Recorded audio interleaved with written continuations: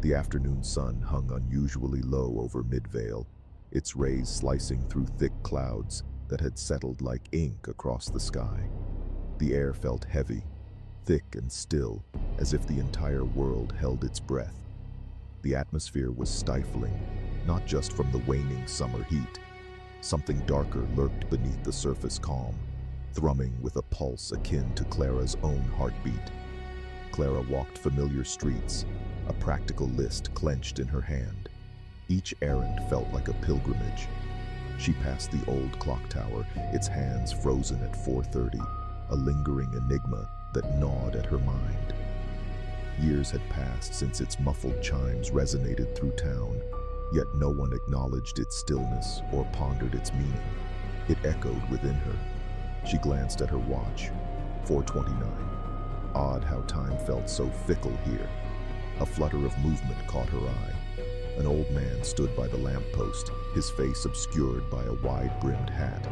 The shadow cascaded over him, and the air grew colder, a stark contrast to the day's stillness. Clara recognized him from childhood. Rumors surrounded him, stories steeped in fear and misinterpretation, swirling like fallen leaves caught in an unseen gust. He tipped his hat, and she could almost swear he whispered in the static-laden air. The sensation of being observed crept along her spine. She hurried past decrepit storefronts, windows darkened and dust-covered, as yet another whisper slithered into her mind. Was it her imagination or something far worse? She quickened her pace, focusing on the list in her palm and the growing sense of foreboding closing in. Each item crossed off the list led her along the mundane, groceries, a pharmacy trip, but deepened the unsettling shroud over Midvale. As the sun dipped further, casting long shadows that danced on the pavement, each echo of her footfalls rang louder, twilight tightening its grip at the horizon. The old clock tower stood unmoving, a sentinel over the deepening dusk. In dim light, she approached the local thrift shop, ads peeling from the stained glass. The bell chimed softly as she entered, its sound echoing like a forgotten memory. The air inside was thick, the scent of aged wood mingling with dust like remnants of unspoken secrets.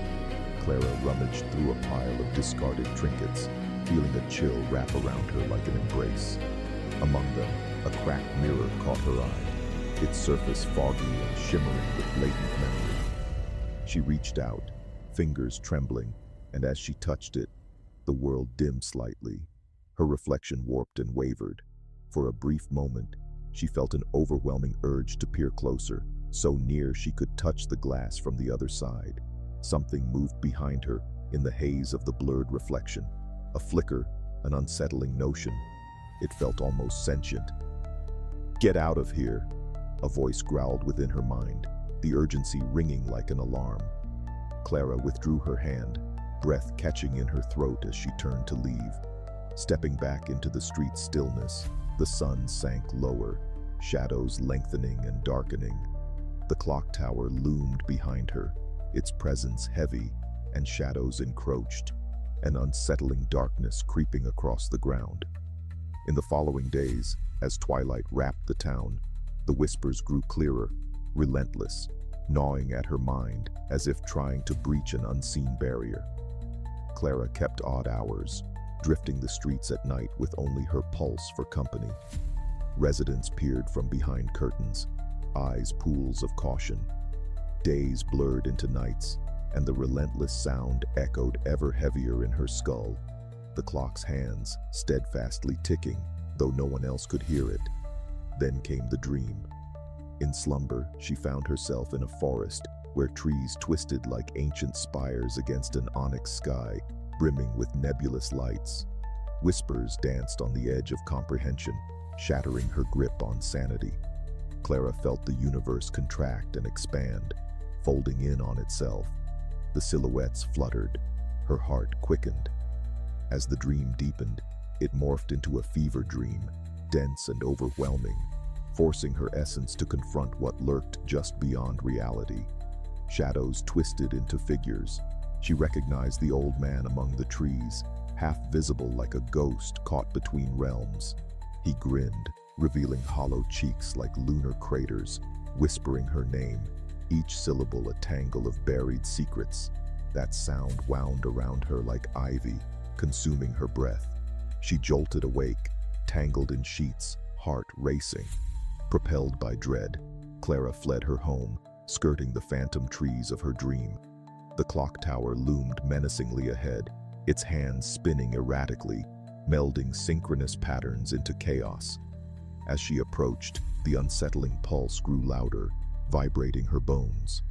When she stood at its base, she faced a revelation. The clock was alive, shifting gears in unison with the dark clockwork summoned from the town's wretched history. It wasn't merely stopped, it was waiting for something unspeakable. A booming sound pulsed, echoing in her skull. "Find me," it implored, parting the air, teasing at the edges of her consciousness. Clara reached out, confronting the void within her. She felt the ground slip beneath her, time unspooling, pulling her toward a moment she felt unprepared for. This was the fulcrum of her existence, the brink of horror and revelation claimed by that relentless sound. Then she was gone. The town of Midvale returned to stillness, a graveyard lurking beneath the surface. Early morning sun pierced the gloom with tentative warmth. Curious onlookers gathered before the old clock tower, drawn by the unsettling quiet. When the bell struck 8 for the first time in decades, silence fell over them, deep and absolute, as if their breaths were trapped in the invisible.